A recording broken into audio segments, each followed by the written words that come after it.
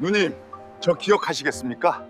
50년 전 시장에서 떡볶이 얻어먹던 꼬마입니다. 아니, 너가 그 꽃말하고?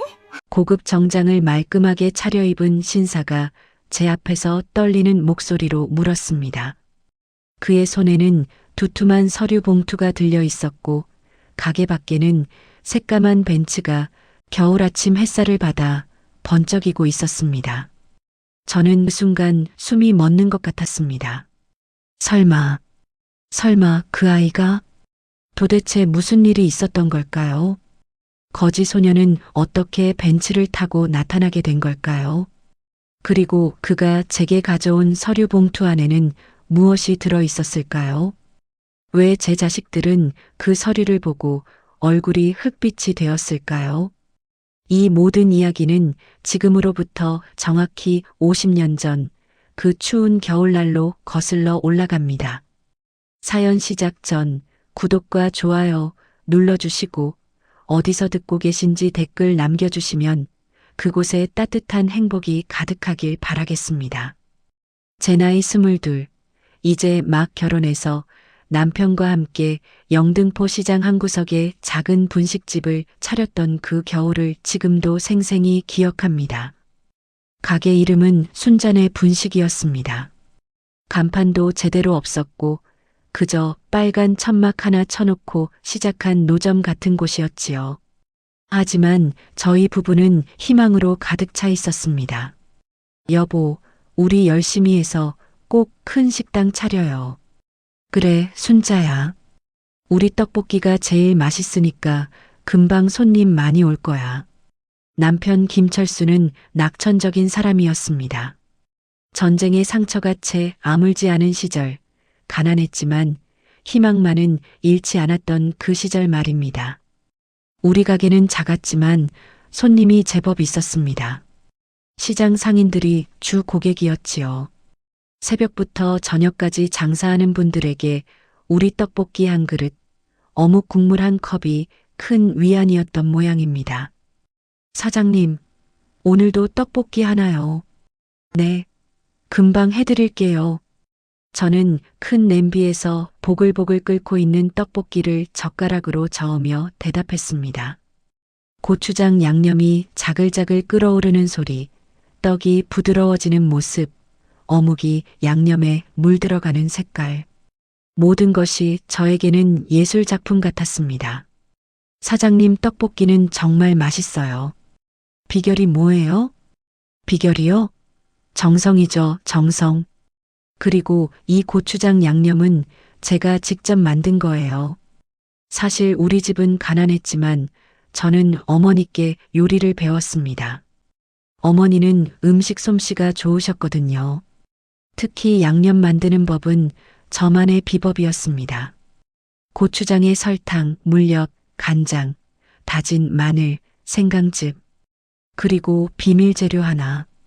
바로 사과 간 것이었습니다. 사과의 달콤함이 고추장의 매운맛과 어우러져 깊은 맛을 냈지요. 그렇게 가게를 시작한 지 6개월쯤 지났을 때였습니다. 그날도 여느 때와 같은 겨울 저녁이었습니다. 찬바람이 세차게 불어오고 하늘에서는 눈발이 날리기 시작했습니다. 여보, 날씨가 너무 춥네요. 손님도 별로 없는데 이만 정리할까요? 그래, 순자야. 오늘은 일찍 들어가자. 저는 가게를 정리하기 시작했습니다. 남은 떡볶이를 버리려는데 가게 구석에서 뭔가 움직이는 기척이 느껴졌습니다. 누구세요? 조심스럽게 다가가 보니 낡은 천막 뒤에 작은 아이가 웅크리고 있었습니다. 10살쯤 되어 보이는 남자아이였습니다. 온몸이 새까맣게 더러웠고 옷은 누더기였습니다. 맨발에는 동상이 걸려 퉁퉁 부어 있었지요. 아이고, 이 추운데 여기서 뭐하니? 아이는 저를 보자 겁에 질린 표정으로 뒤로 물러섰습니다. 죄송합니다. 그냥 따뜻한 데서 좀 쉬려고. 어머, 이 아이가 얼마나 추웠으면. 저는 아이를 자세히 봤습니다. 얼굴은 더러웠지만 눈만은 맑았습니다. 하지만 그 맑은 눈에는 깊은 슬픔이 담겨 있었지요. 엄마 아빠는 어디 계시니? 아이는 대답하지 않았습니다. 그저 고개를 숙인 채 떨고만 있었습니다. 여보, 이 아이 어떻게 해요? 너무 불쌍한데. 남편이 난처한 표정으로 말했습니다. 순자야, 우리도 형편이 어려운 건 마찬가지야. 거지 하나 먹여 살릴 여유가. 여보, 그래도 사람인데 어떻게 이대로 내버려둬요? 저는 아이를 가게 안으로 데려왔습니다. 그리고 남은 떡볶이를 그릇에 담아 아이 앞에 놓았습니다. 자, 먹어. 많이 배고팠지? 아이는 처음에는 망설이더니 이내 떡볶이를 허겁지겁 먹기 시작했습니다. 얼마나 배가 고팠던지 숨도 제대로 쉬지 않고 먹더군요. 천천히 먹어. 체하겠다.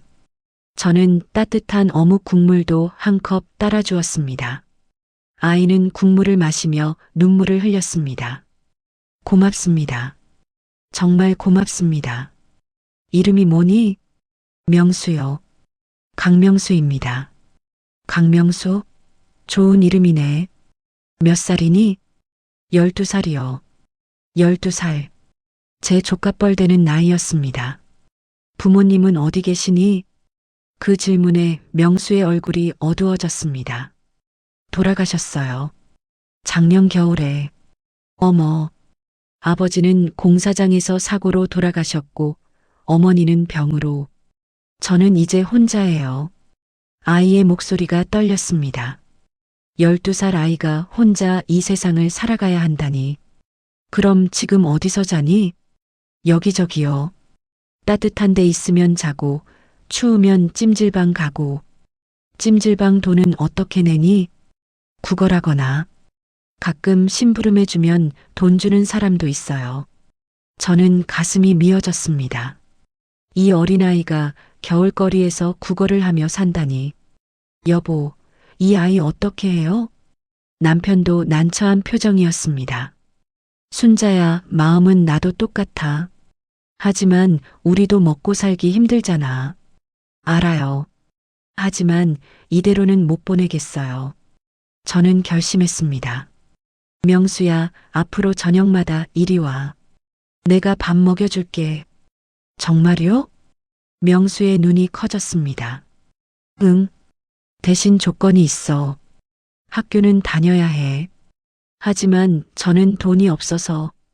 그건 내가 알아볼게. 일단 밥이라도 제대로 먹어야지. 그날부터 명수는 매일 저녁 우리 가게에 왔습니다. 처음 며칠은 명수가 조심스럽게 왔습니다. 마치 언제 쫓겨날지 모른다는 듯이 말이지요.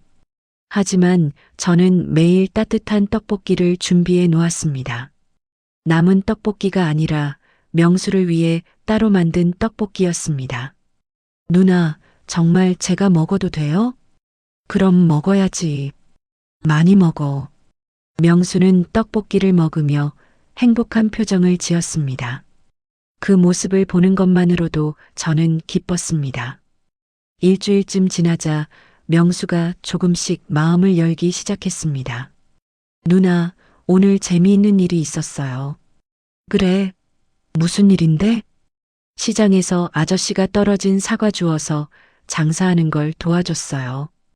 그랬더니 사과 3개 주셨어요. 어머, 잘했네. 착한 일하면 복 받는다. 네. 그래서 저 1개 먹고 나머지는 팔았어요. 500원 받았어요. 명수는 주머니에서 구겨진 500원짜리 지폐를 꺼냈습니다. 500원이나? 대단한데? 누나, 이거 드릴게요. 뭐? 왜? 누나가 매일 밥 주시잖아요. 저도 뭐라도 드려야죠. 저는 눈물이 핑 돌았습니다. 이 어린아이가 자기가 번 돈을 저에게 주겠다니. 명수야, 이건 내가 가지고 있어. 나중에 필요할 때 쓰고. 하지만 괜찮아. 누나는 내가 건강하게 크는 게 더 기뻐. 명수는 고개를 숙였습니다. 그리고 작은 목소리로 말했습니다. 누나, 고마워요. 정말 고마워요. 한 달쯤 지나자 명수의 모습이 조금씩 변하기 시작했습니다. 제가 목욕탕 가는 돈을 줘서 씻게 했더니 얼굴이 깨끗해졌습니다. 헌 옷이지만 깨끗하게 빨아입으니 훨씬 나아 보였지요. 명수야, 학교는 어떻게 됐니? 누나, 제가 알아봤는데 학교 다니려면 호적이 있어야 하는데 제 호적이 없어졌대요. 없어졌다니? 부모님 돌아가시고 나서 집도 정리되고 서류도 다 없어졌어요. 그럼 어떡하지? 저는 고민했습니다. 하지만 포기할 수 없었습니다. 알았어. 내가 동사무소에 가서 알아볼게. 정말요? 응. 넌 공부 열심히 할 준비만 해. 저는 정말로 동사무소에 갔습니다. 이것저것 알아보고 서류도 떼고 학교도 찾아다녔습니다. 한 달 넘게 걸렸지만 결국 명수를 학교에 보낼 수 있었습니다. 누나, 저 학교 다녀요. 명수가 환하게 웃으며 말했습니다. 그래, 잘했어. 열심히 공부해. 네, 누나 은혜 평생 잊지 않을게요. 하지만 쉽지 않았습니다. 명수는 학교에서 놀림을 받았습니다. 야, 꺼지. 너 냄새나. 거지 새끼가 학교는 왜 와? 아이들의 놀림에 명수는 상처받았습니다. 누나, 저 학교 그만둘까요? 왜? 무슨 일 있었니? 애들이 저를 거지라고 놀려요. 저는 명수를 안아주었습니다. 명수야, 사람들이 뭐라고 하든 신경 쓰지 마. 넌 거지가 아니야. 넌 훌륭한 사람이 될 거야. 정말요? 그럼 누나가 보장해. 근데 왜요? 왜 그렇게 생각하세요? 저는 명수의 눈을 똑바로 쳐다보며 말했습니다. 명수야, 너는 착해. 그리고 성실해. 매일 여기 와서 설거지 도와주고 청소도 도와주잖아. 그런 아이가 성공 못할 리 없어. 누나. 그리고 말이야, 너는 눈빛이 달라. 포기하지 않는 눈빛이야. 그런 사람은 반드시 성공해. 명수는 눈물을 흘렸습니다. 누나, 저 정말 열심히 할게요. 꼭 성공해서 누나 은혜 갚을게요. 은혜는 무슨, 그냥 건강하게만 자라줘. 그렇게 5년이 흘렀습니다. 명수는 학교를 열심히 다녔습니다. 성적도 좋았습니다. 가난했지만 포기하지 않았지요. 저는 여전히 매일 저녁 명수에게 밥을 주었습니다. 떡볶이뿐만 아니라 가끔은 김밥도 싸주고 국밥도 끓여주었습니다. 누나, 저 이번 시험에서 반에서 1등 했어요. 정말 대단한데. 역시 우리 명수. 다 누나 덕분이에요. 누나가 밥 안 주셨으면 저 공부 못했을 거예요. 명수는 점점 자랐습니다. 키도 크고 몸도 건강해졌습니다. 하지만 여전히 가난했습니다. 학교 다니는 돈, 책 사는 돈, 모든 게 부족했지요. 누나, 저 고등학교는 못 갈 것 같아요. 왜? 성적 좋다며? 돈이 없어요. 고등학교 가려면 돈이 많이 드는데. 걱정 마. 내가 뭐든지 할게. 하지만 누나도 힘드시잖아요. 사실 저도 힘들었습니다. 가게는 그럭저럭 됐지만 그 사이 아이도 둘 낳았고 시어머니도 모셔야 했습니다. 하지만 명수를 포기할 수 없었습니다. 명수야, 누나가 약속할게. 내가 원하는 만큼 공부시켜줄게. 누나, 대신 조건이 있어. 꼭 성공해야 해. 알았지? 네, 꼭 성공할게요. 하지만 그때 큰일이 터졌습니다. 명수가 고등학교 1학년이 되던 해봄이었습니다. 어느 날 명수가 가게에 오지 않았습니다. 평소 같으면 학교 끝나고 바로 오는데 그날은 밤이 되어도 오지 않았습니다. 명수가 왜 안 오지? 저는 걱정이 되었습니다. 혹시 무슨 일이 생긴 건 아닐까? 다음 날도 오지 않았습니다. 그 다음 날도. 일주일이 지나도 명수는 나타나지 않았습니다. 저는 학교에 찾아갔습니다. 선생님, 강명수라는 학생 아세요? 아, 명수요? 그 학생 전학 갔어요. 전학이요? 어디로요? 잘 모르겠는데 갑자기 전학 간다고 하더라고요. 저는 당황했습니다. 명수가 저에게 말도 없이 떠났다니. 왜 말도 안 하고 갔을까? 저는 명수가 살던 곳을 찾아갔습니다. 하지만 거기에는 아무도 없었습니다. 명수야, 어디 간 거니? 저는 슬펐습니다. 5년 동안 함께했던 아이가 갑자기 사라졌으니까요. 하지만 어쩔 수 없었습니다. 저도 제 살 길을 찾아야 했으니까요. 그렇게 명수와의 인연은 끝난 줄 알았습니다.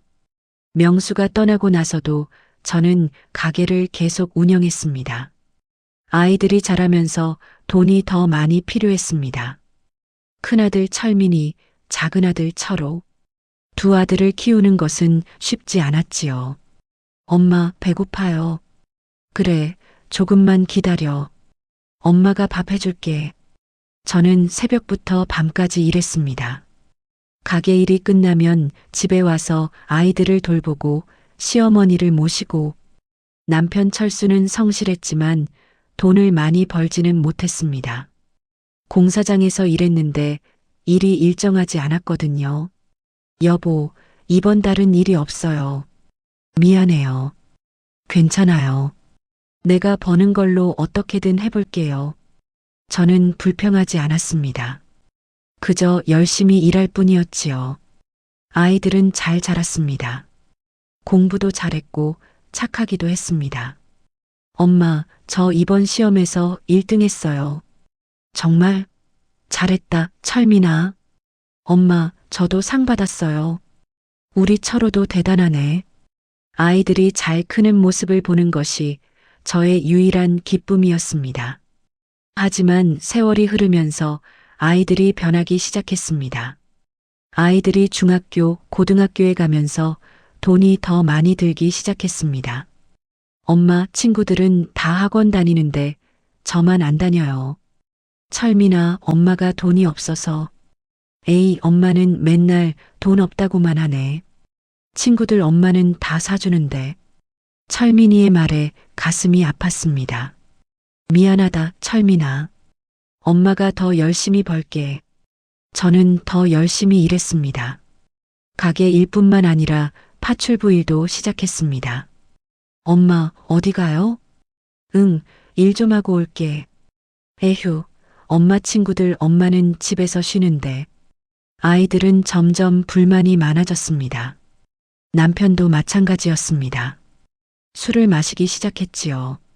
여보, 술 좀 그만 마셔요. 에이, 당신이나 잘해. 맨날 일만 하고 집에는 신경도 안 쓰면서. 제가 돈 벌어야 애들 학교 보내줘. 그래, 당신이 대단해.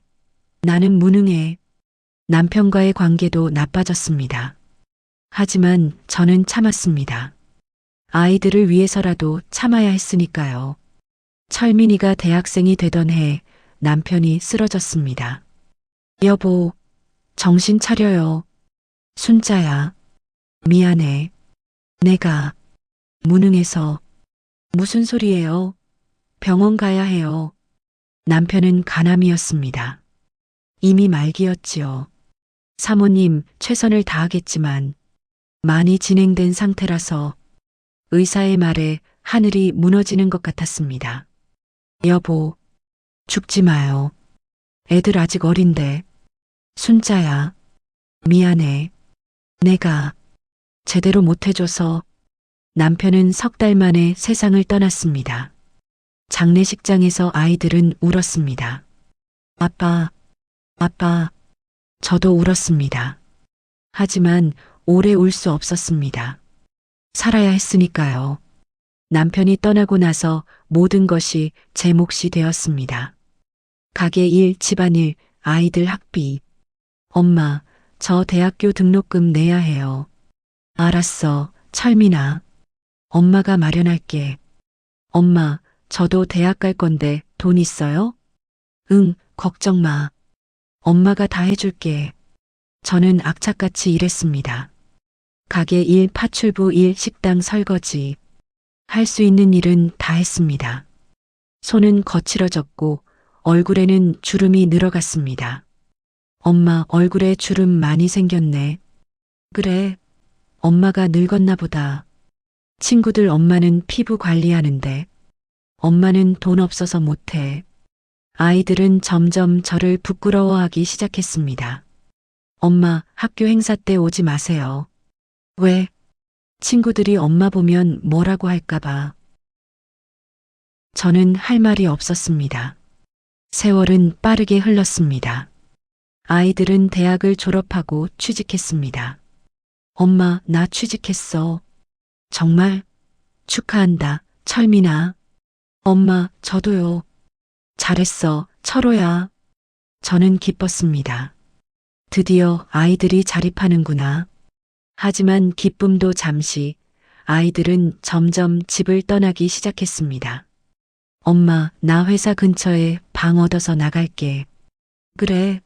그럼 엄마는 계속 가게 하시면 되잖아요. 아이들은 결혼도 했습니다. 엄마, 나 결혼할 거야. 그래. 좋은 일이구나. 근데 엄마, 결혼식 비용 좀 도와주실 수 있어요? 얼마나 필요한데? 2천만 원 정도요. 2천만 원? 저는 평생 모은 돈을 아이들 결혼식에 다 써버렸습니다. 하지만 아이들은 고맙다는 말도 제대로 하지 않았습니다. 엄마, 이 정도는 당연한 거 아니에요? 친구들 부모는 다 집도 사주던데. 아이들이 결혼하고 나서 저는 혼자가 되었습니다. 가게는 여전히 운영했지만 예전만큼 장사가 되지 않았습니다. 사장님, 요즘 장사 안 되시죠? 응. 요즘 젊은 사람들은 분식집 안 와. 그러게요. 다들 프랜차이즈 가던데. 저는 외로웠습니다. 아이들은 명절에도 잘 오지 않았습니다. 엄마, 이번 추석은 처가 가야 해서. 엄마, 애들 학원 때문에 못 가요. 핑계만 늘어놓았습니다. 저는 혼자 명절을 보내야 했습니다. 이렇게 사는 게 맞나? 가끔 그런 생각이 들었습니다. 그러던 어느 날 동네에 재개발 소식이 들렸습니다. 사장님 들었어요? 이 동네 재개발된대요. 정말? 네, 곧 공지 나온대요. 저는 복잡한 심정이었습니다. 한편으로는 드디어 이 낡은 가게에서 벗어날 수 있구나 싶었지만 다른 한편으로는 50년을 지킨 이 가게를 떠나야 하나 하는 생각이 들었습니다. 며칠 후 정말로 재개발 공지가 나왔습니다. 영등포 구역 재개발 사업 시행 공고. 저는 공고문을 읽어봤습니다. 보상금에 대한 내용도 있었습니다. 이 정도면 나머지 인생 편하게 살 수 있겠네. 하지만 그때는 몰랐습니다. 이 재개발 사업이 제 인생을 완전히 바꿀 줄은. 올해 설날은 유독 춥고 쓸쓸했습니다. 창밖으로 눈이 내리고 있었고 거리는 한산했습니다. 명절이라 대부분의 사람들이 고향으로 떠났거든요. 저는 홀로 가게에서 떡국을 끓이고 있었습니다. 에휴, 나도 참. 혼잣말을 하며 떡을 썰었습니다. 스마트폰에는 어제 저녁 큰아들에게서 온 문자가 남아 있었습니다. 어머니, 이번 설은 애들 학원 때문에 못 가요. 용돈 보냈으니 맛있는 거 사드세요. 맛있는 거. 혼자 먹는 떡국이 무슨 맛이 있겠습니까?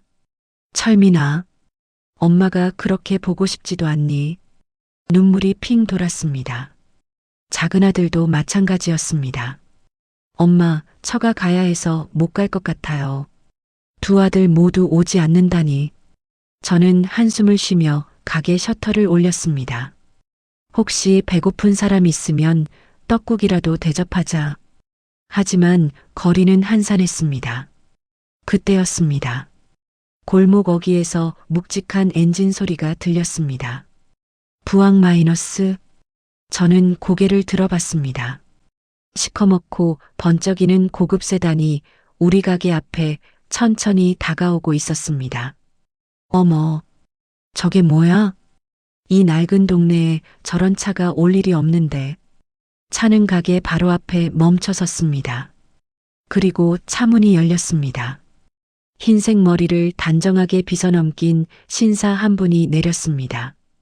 고급 정장을 입고 가죽 장갑을 낀 그 모습은 마치 영화 속 한 장면 같았습니다. 그분은 차에서 내리자마자 우리 가게 간판을 한참 올려다봤습니다. 영등포 할머니 떡볶이. 낡고 색바랜 간판이었지만 그분은 마치 보물을 발견한 사람처럼 그것을 바라봤습니다. 그리고는 천천히 가게 쪽으로 걸어왔습니다. 떨리는 손으로 유리문을 두드렸습니다. 저기, 실례지만 그 목소리를 듣는 순간 제 가슴 한구석이 찌릿했습니다. 왜인지 모르게 익숙한 목소리였습니다. 혹시 여기가 영등포 할머니 떡볶이 집 맞습니까? 네, 맞긴 합니다만 오늘은 장사를 안 하는데요. 저는 앞치마를 두르고 나갔습니다. 여긴 어쩐 일로? 제가 말을 다 끝내기도 전에 그 신사분이 선글라스를 벗었습니다. 그 순간 저는 숨이 멎는 것 같았습니다. 그 눈, 그 맑은 눈. 누님, 그분이 저를 향해 손을 뻗었습니다. 저 기억 안 나세요? 목소리가 떨리고 있었습니다. 50년 전 영등포 시장통에서 저는 그분의 얼굴을 자세히 봤습니다. 주름이 있었지만 그 눈만은 여전히 맑았습니다. 부모 잃고 구걸하던 그 꼬마. 명수? 제 입에서 그 이름이 나왔습니다. 네, 맞아요, 누님. 명수예요. 강명수. 어머, 세상에. 제 손이 떨렸습니다.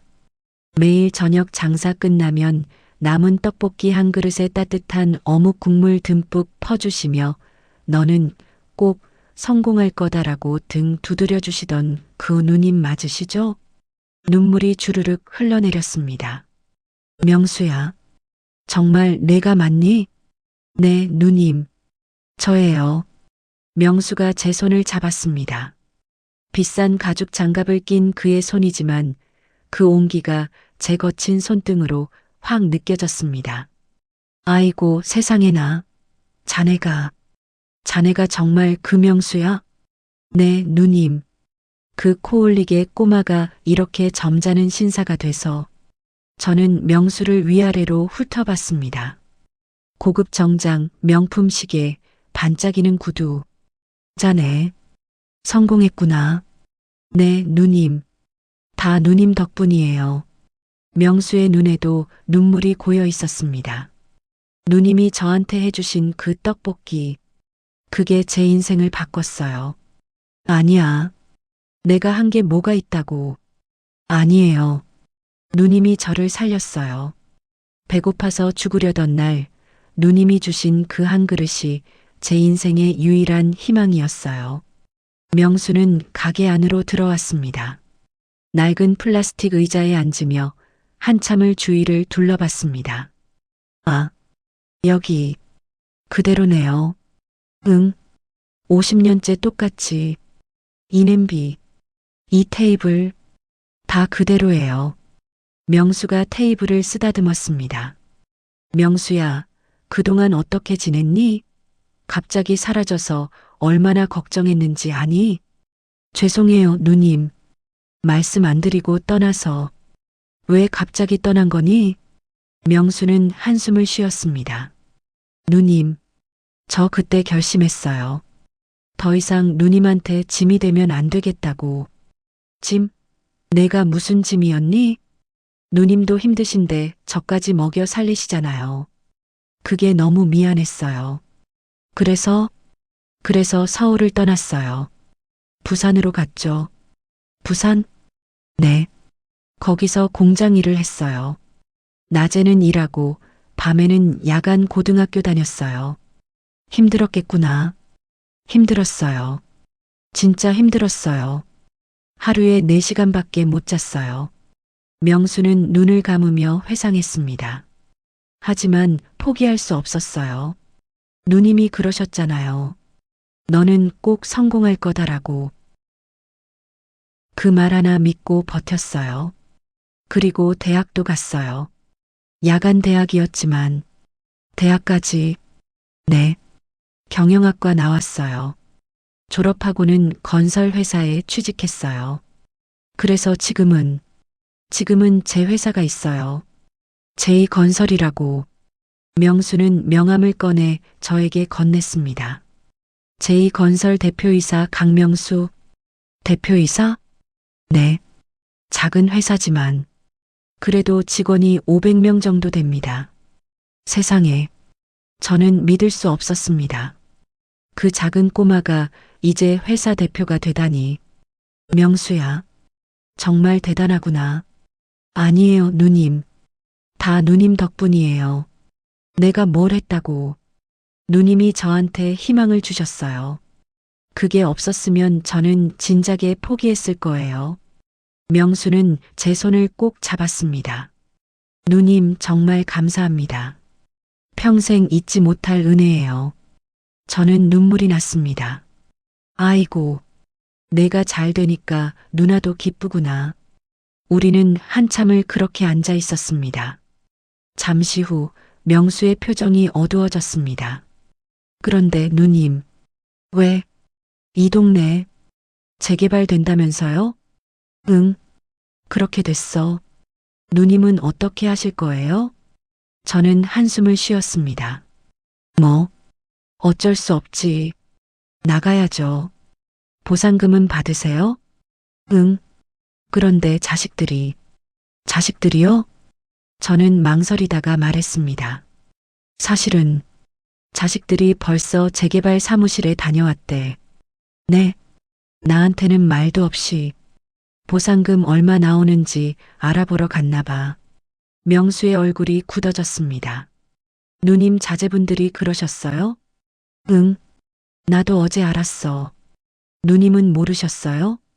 응. 애들이 나한테는 말도 안 하더라. 명수는 주먹을 불끈 쥐었습니다. 누님, 사실은, 응? 제가 이 동네 재개발 사업 맡고 있어요. 뭐라고? 저는 깜짝 놀랐습니다. 재개발 시행사 대표가 바로 저예요, 누님. 세상에. 그래서 누님을 찾아왔어요. 누님께 제대로 된 보상을 드리고 싶어서요. 명수야. 그런데 누님 자제분들이 이미 다녀갔다니. 명수는 서류 가방에서 파일을 꺼냈습니다. 누님, 이거 보세요. 이게 뭐니? 누님 자제분들이 우리 사무실에 제출한 서류예요. 저는 서류를 봤습니다. 거기에는 보상금 산정 내역이 적혀 있었습니다. 이게 이렇게 많아? 네. 누님 가게는 50년 넘게 영업하셨으니까 영업권 보상도 받으실 수 있어요. 그런데 누님 자제분들은 이미 이 돈을 어떻게 나눌지 상의까지 했더라고요. 뭐, 어머님은 3분의 1만 드리고 나머지는 자식들이 나눠 갖기로 했대요. 저는 할 말이 없었습니다. 누님, 이건 아니잖아요. 누님이 평생 고생해서 지킨 가게인데. 명수의 목소리가 떨렸습니다. 제가 오늘 여기 온 건 단순히 인사만 드리러 온 게 아니에요. 그럼 명수는 다른 서류를 꺼냈습니다. 누님, 제가 특별한 제안을 드리고 싶어요. 특별한 제안? 네. 누님께서 평생 꿈꾸셨던 일을 하실 수 있게 도와드리고 싶어요. 내가 꿈꾸던 일? 네. 누님 기억하세요? 예전에 저한테 그러셨잖아요. 명수는 미소 지었습니다. 명수야, 누나는 말이야. 나중에 돈 많이 벌면 배고픈 사람들한테 공짜로 밥 주는 식당 하고 싶어다고 하셨잖아요. 저는 깜짝 놀랐습니다. 내가 그걸 기억하니? 네. 평생 잊지 못했어요. 그래서 준비했어요. 명수는 서류를 펼쳤습니다. 누님, 이게 제가 누님께 드리는 선물이에요. 바로 그때였습니다. 가게 밖에서 요란한 소리가 들렸습니다. 엄마, 엄마 계세요? 큰아들 철민이의 목소리였습니다. 철민이? 문이 벌컥 열렸습니다. 큰아들이 들어왔고 뒤따라 며느리와 작은아들 철호까지 들어왔습니다. 엄마, 아유.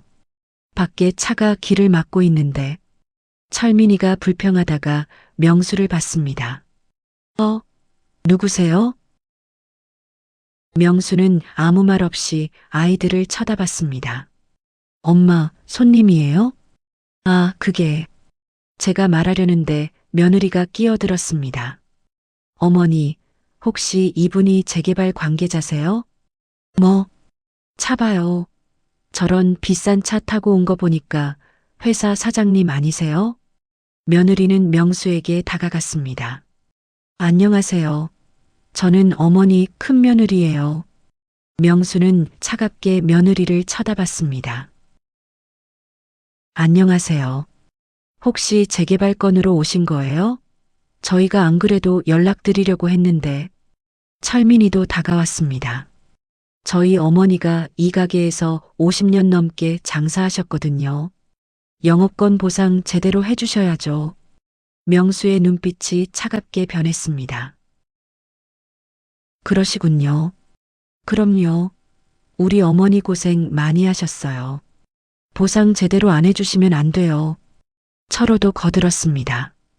그리고요, 이주 대책도 확실하게 세워주셔야 해요. 저는 가만히 듣고만 있을 수 없었습니다. 자네들 지금 뭐 하는 거야? 엄마, 우리 엄마 위해서 그러는 거잖아요. 날 위해서? 제 목소리가 커졌습니다. 설날 아침에 떡국 한 그릇 얻어먹으러 온 게 아니라 돈 냄새 맡고 온 거 아니야? 엄마, 무슨 소리예요? 그럼 뭐야? 명절에도 안 오던 너희들이 오늘은 왜 왔어? 아이들은 할 말이 없었습니다. 며느리가 변명을 늘어놓았습니다. 어머니, 저희가 다 어머니 생각해서 그러는 거예요. 보상금 제대로 받으셔야 나중에 좋은 요양원도 가시고. 요양원? 제 목소리가 떨렸습니다. 나를 요양원에 보낼 생각이었어? 아니, 그게 아니라. 그럼 뭐야? 저는 화가 났습니다. 평생 고생해서 키운 자식들이 저를 요양원에 보낼 생각을 하다니. 명수가 자리에서 일어섰습니다. 여러분, 제 소개를 제대로 하겠습니다. 네. 저는 제2건설 대표이사 강명수입니다. 이 구역 재개발 사업을 총괄하고 있습니다. 명수가 명함을 꺼내 테이블에 놓았습니다. 아이들의 얼굴이 하얗게 변했습니다. 회장님이세요? 철민이가 허리를 굽혔습니다. 아이고, 몰라 뵀습니다. 저희가 실례를 많이 했네요. 며느리도 태도가 180도 바뀌었습니다. 회장님, 저희 어머니랑 어떤 관계세요? 관계요? 명수는 냉소를 띄었습니다. 특별한 관계죠. 이 누님은 제 생명의 은인이십니다. 네. 50년 전 제가 거지 신세일 때 저를 거두어 주신 분이에요. 아이들은 놀란 표정을 지었습니다. 그러셨어요? 네. 그래서 오늘 특별히 누님께 선물을 준비했습니다. 명수는 서류를 꺼냈습니다. 누님, 제가 아까 말씀드렸던 그 계획, 지금 공개해도 될까요? 명수야, 누님께서 평생 꿈꾸셨던 일을 할 수 있게 해드리고 싶어요.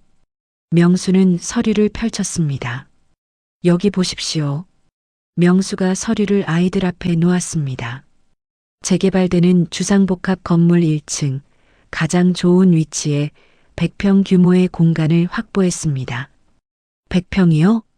철민이의 눈이 커졌습니다. 네. 이곳은 앞으로 순자 여사의 따뜻한 식탁이라는 이름의 시니어 무료 급식소로 운영될 겁니다. 무료 급식소요? 며느리가 비명을 질렀습니다. 네. 그럼 보상금은요? 보상금은 전액사회복지재단에 기부하는 걸로 서류 절차를 마쳤습니다. 뭐라고요? 아이들의 얼굴이 흙빛이 되었습니다. 대신 누님께서는 이 건물의 영구 운영권을 가지시고 매달 운영비와 생활비는 저희 회사에서 무상 지원할 겁니다. 그럼 현금은요? 현금은 단 1원도 없습니다. 명수의 말에 아이들은 패닉에 빠졌습니다. 엄마, 왜 그런 결정을 엄마 마음대로 해요? 철민이가 소리쳤습니다. 우리 동의도 안 받고, 동의? 제가 되물었습니다. 내 가게인데 왜 너희 동의를 받아야 하니? 엄마 돌아가시면 우리가 상속받을 건데요. 저는 할 말이 없었습니다. 자식들이 이미 제 죽음까지 계산하고 있었다니. 며느리가 명수에게 따졌습니다. 회장님, 이건 너무하시는 거 아니에요? 우리 시어머니 평생 고생하셨는데 보상금도 없이 무료 급식소나 운영하라고요? 그게 누님의 꿈이셨습니다. 꿈? 그게 무슨 꿈이에요? 돈이 최고죠. 명수의 눈빛이 차가워졌습니다. 여러분, 명수가 차갑게 말했습니다. 제가 묻겠습니다. 여러분은 오늘 왜 여기 왔습니까? 그야. 설날 아침인데 어머니께 인사드리러 왔습니까? 아니면 돈 때문에 왔습니까? 아이들은 대답하지 못했습니다. 제가 알기로는 여러분 평소에 어머니 찾아뵌 적이 거의 없다고 들었습니다. 그건 명절에도 안 오셨죠? 핑계만 대시고 바빠서요? 하지만 재개발 소식 듣고는 바로 오셨네요. 명수의 말에 아이들은 고개를 숙였습니다. 그리고 여러분, 어머니께서 평생 얼마나 고생하셨는지 아십니까? 50년 동안 이 작은 가게에서 떡볶이 팔아서 여러분 학교 보내고 결혼시키고 손주까지 봐주셨습니다. 그런데 여러분은 어머니께 뭘 해드렸습니까? 명수의 목소리가 커졌습니다. 설날에 떡국 한 그릇이라도 같이 드셨습니까? 아니면 용돈이라도 드렸습니까? 아무것도 안 하시면서 돈만 받으려고 하시네요. 철민이가 변명했습니다. 회장님, 저희도 사정이 있어서. 사정요? 무슨 사정인데 어머니를 요양원에 보낼 생각까지 하셨습니까? 그건 제가 다 들었습니다. 여러분이 우리 사무실에서 상담하실 때 말씀하셨죠. 어머니는 요양원 보내고 우리가 보상금 관리하겠다고. 아이들의 얼굴이 새하얗게 질렸습니다. 회장님, 그건 더 이상 변명하지 마십시오. 명수가 서류를 집어들었습니다. 이 서류는 이미 법적으로 효력이 있습니다. 누님께서 직접 서명하셨고 공증도 마쳤습니다. 엄마, 언제 그런 서명을 했어요? 철민이가 저에게 소리쳤습니다. 어제 했어. 제가 차분하게 대답했습니다. 네. 명수가 어제 나한테 연락해서 설명해줬어. 그래서 내가 동의한 거야. 엄마, 왜? 내 가게인데 내가 결정하면 안 돼? 하지만 너희는 뭐, 상속받을 권리가 있다고? 제 목소리가 떨렸습니다. 너희가 나한테 뭘 해준 게 있어서? 엄마, 설날에도 안 오는 자식들한테 왜 내 재산을 물려줘야 하니? 저는 눈물을 흘렸습니다. 너희가 정말 나를 사랑했다면 돈보다 나를 먼저 생각했을 거야. 하지만 너희는 돈만 생각했어. 그러니까 난 너희한테 한 푼도 안 줄 거야. 철민이가 화를 냈습니다. 엄마, 이건 너무해요. 뭐가 너무해? 우리가 엄마 아들인데 이렇게 하시면 어떡해요? 아들, 너희가 아들 노릇을 제대로 했니? 엄마, 나가. 제가 소리쳤습니다. 당장 나가. 다시는 내 앞에 나타나지 마. 엄마, 나가라고. 명수가 아이들을 향해 말했습니다. 여러분, 어머님 말씀 들으셨죠? 나가십시오. 회장님, 더 이상 여기 계시면 경찰 부르겠습니다. 무단 침입으로. 아이들은 할 수 없이 밖으로 나갔습니다. 며느리가 마지막으로 한마디 했습니다. 어머니, 후회하실 거예요. 후회는 너희가 하게 될 거야. 제가 대답했습니다. 문이 닫혔습니다. 가게 안은 조용해졌습니다. 아이들이 떠나고 나서 저는 주저앉았습니다. 아이고, 내가 자식을 잘못 키웠구나. 눈물이 주르륵 흘렀습니다. 누님, 명수가 제 옆에 앉았습니다. 괜찮으세요? 괜찮을 리가 있니? 내가 낳은 자식들인데. 누님 잘못이 아니에요. 아니야. 내가 잘못 키웠어. 저는 한참을 울었습니다. 명수는 말없이 제 곁에 앉아 있었습니다. 명수야. 네, 누님. 내가 정말 잘한 거 맞니? 네, 잘하셨어요. 하지만 자식들이. 누님, 저봐요. 명수가 제 손을 잡았습니다. 저는 누님의 친자식이 아니에요. 하지만 누님은 저를 자식처럼 돌봐주셨어요. 그런데 누님의 친자식들은 누님을 뭐라고 생각했나요? 돈줄로 생각했잖아요. 그런 자식들한테 재산 물려주는 게 맞을까요? 저는 고개를 저었습니다. 아니지. 그러니까 누님은 잘하신 거예요. 명수는 미소 지었습니다. 그리고 이제 누님은 진짜 누님이 하고 싶으셨던 일을 하시는 거예요. 내가 하고 싶던 일. 네. 배고픈 사람들 먹여주는 거요. 저는 눈물을 닦았습니다. 그래. 그게 내 꿈이었지. 이제 그 꿈을 이루실 수 있어요. 재개발 공사가 시작되었습니다. 낡은 건물들이 하나둘씩 철거되었습니다. 저는 가게 문을 닫았습니다. 50년 동안 지켜온 가게였지만 이제는 보낼 때가 되었습니다. 잘 있어. 고마웠어. 저는 낡은 간판을 쓰다듬었습니다. 그리고 1년 후 새로운 건물이 들어섰습니다. 현대적이고 깨끗한 주상복합 건물이었습니다. 그리고 1층에는 순자 여사의 따뜻한 식탁, 새 간판이 걸렸습니다. 개업식 날 많은 사람들이 왔습니다. 동네 주민들, 명수의 직원들, 그리고 언론까지. 축하드립니다. 감사합니다. 저는 흰 앞치마를 두르고 서 있었습니다. 명수도 옆에 서 있었습니다. 누님, 기분이 어떠세요? 꿈만 같아. 이제 진짜 누님의 꿈이 이루어진 거예요. 테이프 커팅을 하고 문을 열었습니다.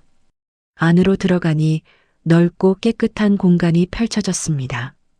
테이블도 새 것이고 주방 시설도 최신이었습니다. 와, 정말 좋다. 누님, 여기서 매일 100명 정도 어르신들께 무료로 식사 대접하실 수 있어요. 100명이나? 네. 아침, 점심 합쳐서요. 세상에. 저는 눈물이 났습니다. 고마워, 명수야. 정말 고마워. 아니에요, 누님. 제가 더 감사하죠. 다음 날부터 본격적으로 급식소를 운영하기 시작했습니다. 어서 오세요. 첫 손님은 동네 할머니였습니다.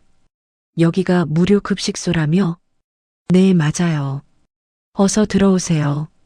아이고, 고맙네. 할머니는 테이블에 앉았습니다. 저는 따뜻한 된장국과 밥, 그리고 여러 반찬을 내놓았습니다. 많이 드세요. 고맙습니다. 할머니는 눈물을 흘리며 밥을 먹었습니다. 사장님, 이렇게 좋은 일 하시니 복 받으실 거예요. 아니에요. 제가 더 감사하죠. 점심시간이 되자 더 많은 어르신들이 왔습니다. 여기가 무료 식당이래? 그래, 들어가 보자. 와, 음식 진짜 많네. 저는 바쁘게 움직이며 음식을 나르고 설거지를 하고 청소를 했습니다. 힘들었지만 행복했습니다. 할머니, 고마워요. 할머니, 정말 맛있어요. 할머니 덕분에 배불리 먹었어요. 어르신들의 감사 인사를 들을 때마다 가슴이 따뜻해졌습니다. 아, 이게 진짜 행복이구나. 일주일에 한 번씩 명수가 찾아왔습니다. 누님 잘 지내세요? 응, 잘 지내. 힘드시진 않으세요? 힘들긴 한데 행복해. 명수는 앞치마를 두르고 설거지를 도왔습니다. 회장님이 설거지를 하시면 어떡해요? 직원이 말렸지만 명수는 웃었습니다. 괜찮아요. 저도 옛날 생각나서 좋아요. 옛날이요? 네. 50년 전에 여기서 설거지 많이 했거든요. 명수와 저는 나란히 서서 설거지를 했습니다. 마치 50년 전으로 돌아간 것 같았습니다. 누님 기억나세요? 제가 어렸을 때 설거지하다가 그릇 깨뜨렸던 거? 그럼 기억하지. 너 얼마나 울었는데. 부끄러웠어요. 누님한테 패만 끼치는 것 같아서. 아니야. 넌 한 번도 패 끼친 적 없어. 우리는 웃으며 설거지를 계속했습니다. 석 달쯤 지났을 때 큰아들 철민이가 찾아왔습니다. 엄마, 왜 왔니? 저는 차갑게 대했습니다. 엄마, 미안해요. 제가 잘못했어요. 철민이는 무릎을 꿇었습니다. 엄마 용서해 주세요. 저는 아무 말도 하지 않았습니다. 엄마가 이렇게 좋은 일 하시는 거 보고 제가 정말 부끄러웠어요. 돈만 밝히고 엄마 마음은 생각 안 하고 철민이는 눈물을 흘렸습니다. 엄마 다시 기회를 주세요. 저는 한참을 생각하다가 입을 열었습니다. 철민아, 네 엄마. 나는 너희한테 실망했어. 많이 실망했어. 하지만 그래도 넌 내 아들이야. 엄마, 다만 조건이 있어. 뭐든지 할게요. 앞으로 일주일에 한 번씩 여기 와서 봉사활동해. 네. 어르신들 식사 대접하고 설거지하고 청소하고 그렇게 1년 하면 용서해 줄게. 철민이는 고개를 끄덕였습니다.